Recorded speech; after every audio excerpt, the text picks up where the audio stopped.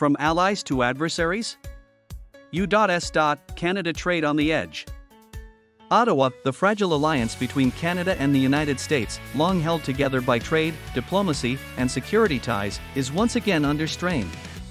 Canadian Prime Minister Mark Carney's announcement on Thursday signals a potential escalation in an ongoing tariff standoff, hinting that Ottawa could raise import duties on U.S.-produced steel and aluminum if a broader trade agreement is not reached within 30 days. At the heart of this development lies President Donald Trump's decision earlier this month to double import tariffs on steel and aluminum from 25% to 50%, a move that caught many off guard and rattled the North American metals market. As Canada remains the largest supplier of these materials to the U.S., the ripple effects were both swift and severe. A diplomatic balancing act, Carney, in a measured yet firm tone, emphasized that Canada prefers negotiation over confrontation.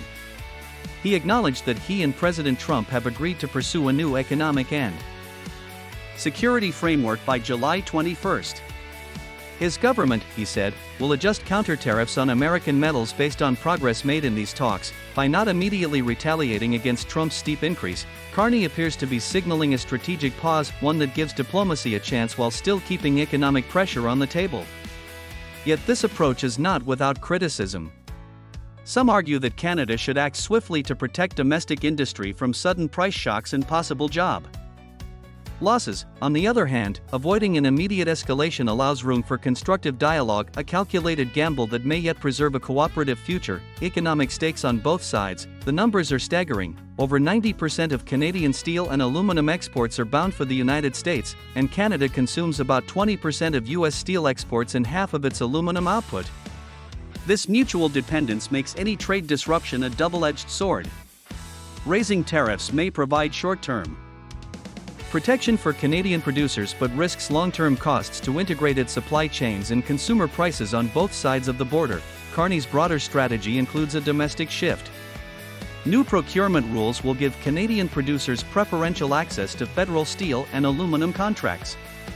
These measures, coupled with new import quotas on foreign steel from non-free trade countries, signal a pivot toward economic nationalism.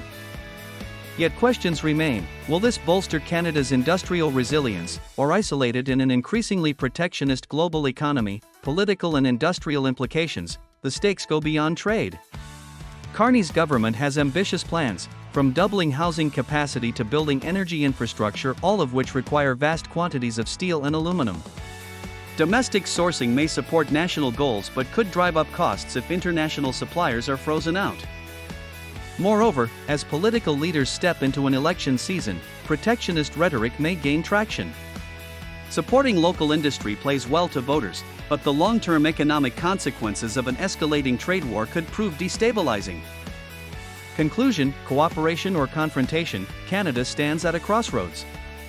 Will it double down on countermeasures or find a path to reconciliation with its largest trading partner?